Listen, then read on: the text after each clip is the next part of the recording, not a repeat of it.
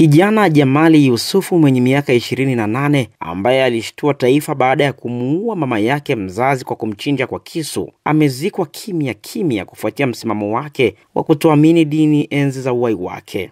Jamali alitekeleza mauaji hayo ya kutisha tarehe 12 Aprili mwaka huu katika nyumba ya familia yao iliyoko kitongoji cha Mji Mpya, kijiji cha Oringadida, kata ya Kashi, wilaya ya Babati, mkoani Manyara. Mama yake Zauda Shabani mwenye miaka 57 ambaye aliuawa kikatili alizikwa kwa heshima zote za kidini kwa mujibu wa mila na imani ya Kiislamu. Mazishi ya mama huyo yalihudhuriwa na ndugu, majirani na waombolezaji wengi, huku vilio na simanzi vikishuhudiwa wakati wa shughuli hiyo. Mimi ni John Walter. Mimi naitwa Ali Athmani. Mimi ni mtoto, yani huyu mama alofariki ni mama yangu mdogo. Kwa hiyo kwa tukio hili limetokea, limetusikitisha sana sisi kama familia pamoja na jamii nzima kwa ujumla, limewasikitisha sana. Kama mnavyoona watu jinsi walivyokuwa na huzuni, ni kwa sababu ya hili tatizo lililojitokeza, ambalo ni tatizo la kinyama lililojitokeza kwa huyu kijana alilofanya hili tatizo. Kijana anazikwa leo kutokana na utaratibu wa muongozo wa viongozi wa dini walivyotoa, ndivyo atakavyozikwa kutokana na muongozo wa viongozi wa dini, jinsi walivyotoa muongozo ndivyo atakapozikwa hivyo. Huyu kijana alikuwa ni kijana ambaye alikuwa hana ushirikiano kwanza na watu. Yaani hata marafiki, hakuwa na marafiki wale ambao wakumsogelea kwa ukaribu zaidi. Sasa hata sisi ndugu zake alikuwa hatusogelee ili sisi tuweze kumpa ushauri. Na ukimpa ushauri anaona ni ushauri ambao unampa ambao hufai. Kijana huyu alifanikiwa kupata elimu aliyosoma? Huyu kijana alisoma shule ya msingi, alimaliza na alihitimu shule ya msingi, akaenda masomo ya sekondari na alimaliza hadi form 4. Kiukweli hali yake, kutokana na jinsi alivyokuwa, mimi sijajua ni kitu gani kinachoweza kumbadilisha huyu kijana. Lakini akiwa mdogo amesoma shule vizuri mpaka alimaliza shule, kaenda na sekondari. Sasa kilichombadilisha kiukweli mimi sijajua. Kama ndo labda alijiingiza kwenye magrupu ya dawa za kulevya, mimi sielewi. Mamangu mdogo ana watoto 4. Ni wakubwa wote wana maisha yao, na maana hawaishi huko. Hao watoto 3 tofauti na Jamali wanaishi Morogoro. Jamali ni mtoto wa 3 kwenye familia. Kuna mdogo wake wa kiume ambaye ni wa mwisho anaitwa Mansu. Lakini yeye haishi huko. Wote wanaishi Morogoro. Makazi yako Morogoro. Poleni sana. Jamali ana mtoto ameoa? Jamali hajaoa, na wala mimi sijawahi kumuona akiwa hata na binti yoyote, labda kimahusiano au rafiki, sijaona. Yeye yuko kivyake vyake tu. Yaani yuko busy na yuko yeye kivyake, hana rafiki, hana karibu na ndugu, amekaa anajishughulisha na nini? Bana Jamali huwa kiukweli kabisa kazi hataki, kwa sababu dada zake walishamuita Morogoro wakamtafutia na kazi kule. Akifanya kazi ile ni kwamba muda mchache basi anavurugana nao, anasema mimi naondoka. Akiondoka kutoka kule anakuja huku anaanza kumvuruga mama. Kiufupi alikuwa mtukutu, mtu mkorofi. Yaani kwa kifupi hivyo.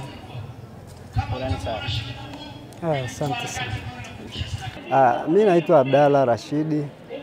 Huyu alopatwa na tukio mimi ni dada yangu. Kwa hiyo yani kiufupi tu jamaa alikuwa anazingua. Yani kwa sababu mimi ni mara nyingi sana sister alikuwa akiniita na kuja kusuluhisha hii mambo, lakini nimemsii kweli. Ni mjomba wangu, nilikuwa nikimwambia bana hii sio poa. Lakini nafika kipindi yani mpaka yeye maza yake mwenyewe inafika sasa anamkimbia. Inabidi ahame, anakaa hata miezi 2 mitatu ndo anarudi. Na akirudi bado jamaa anakuwa tu ni mkaidi.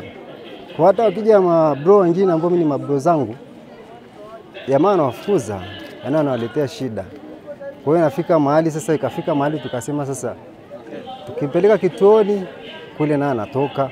Mimi sijui kinatumika kitu gani, lakini ndio hivyo tu. Kwa hiyo cha msingi yani mimi nasema vijana tuacheni tu mambo ya bangi. Bangi sio poa.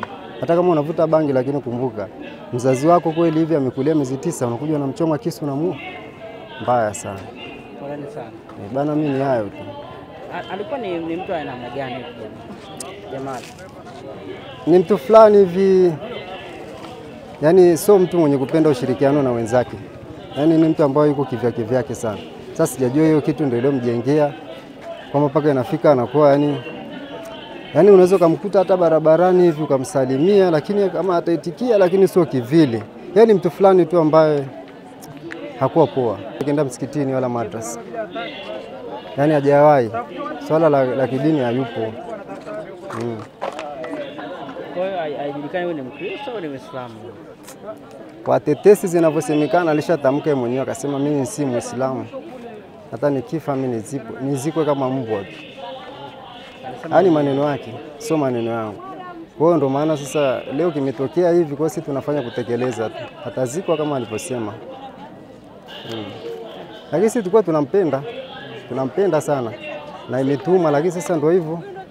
Ndo yameshatokea kutokea. Ndo hivyo.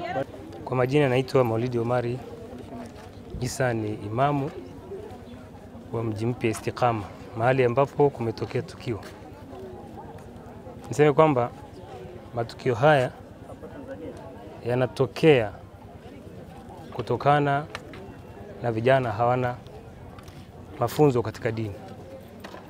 Maana vijana wameacha njia ya Mwenyezi Mungu, kamari zinachezwa mausiku, vile vile kwenye chochoro ukipita unakuta vijana wanafanya mambo machafu kiasi kwamba hupelekea kutokea mambo magumu kama haya yaliyotokea.